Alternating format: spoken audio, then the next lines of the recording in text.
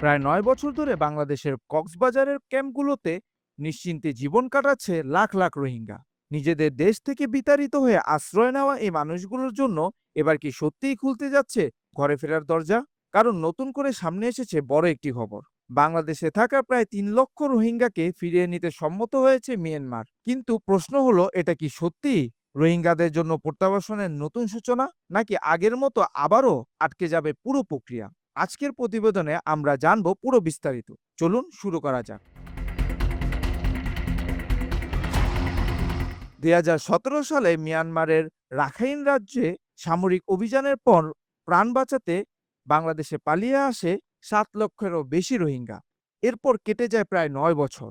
বর্তমানে কক্সবাজার ও ভাসানচরে ১০ লক্ষেরও বেশি রোহিঙ্গা আশ্রয় নিয়ে আছে।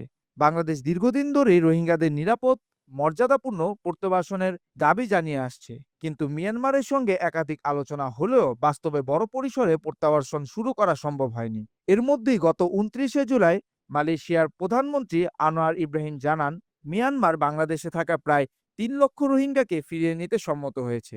একই আলোচনায় মালয়েশিয়া থেকেও আরও ৫,০০০ রোহিঙ্গাকে ফেরত নেওয়ার কথাও বলা হয়। আরও গুরুত্বপূর্ণ তথ্য আসছে মিয়ানমারের পক্ষ থেকেও। সর্বশেষ প্রতিবেদনে দেশটির কর্তৃপক্ষ জানিয়েছে, বাংলাদেশ যে ৮,২৮,৮২৪ জন রোহিঙ্গার তালিকা দিয়েছে, তার মধ্যে ৩,০৮,৭৯৭ জনকে মিয়ানমার রাখাইন রাজ্যের সাবেক বাসিন্দা হিসেবে যাচাই করা হয়েছে।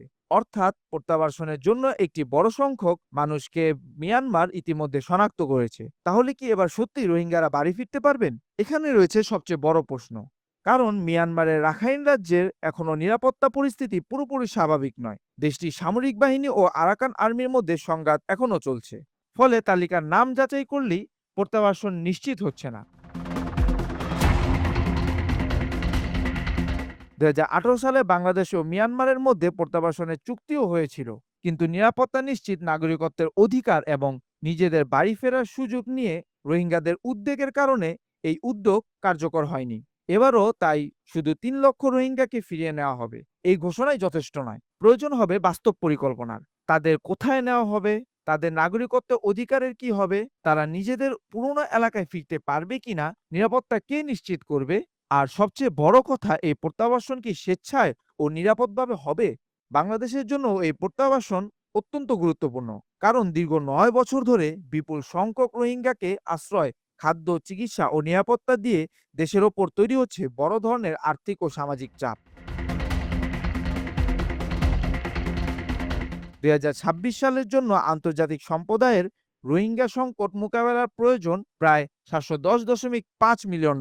তাই ৩ লক্ষ রোহিঙ্গাকে ফিরিয়ে নেওয়ার এই খবর নিঃসন্দেহে আশার আলো দেখাচ্ছে। কিন্তু এখনো এটাকে চূড়ান্ত প্রত্যাবাসন বলা যাচ্ছে না। কারণ ঘোষণা ও বাস্তব প্রত্যাবাসনের মধ্যে পার্থক্য অনেক। ৯ বছর ধরে অপেক্ষায় থাকা রোহিঙ্গাদের কাছে প্রশ্ন একটাই, তারা কি সত্যি এবার নিজেদের ঘরে ফিরতে পারবেন, নাকি এবারও কূটনৈতিক টেবিলেই আটকে যাবে তাদের বাড়ি ফেরার স্বপ্ন? ভিডিওটি ভালো লাগলে লাইক করুন, শেয়ার দিতে ভুলবেন না।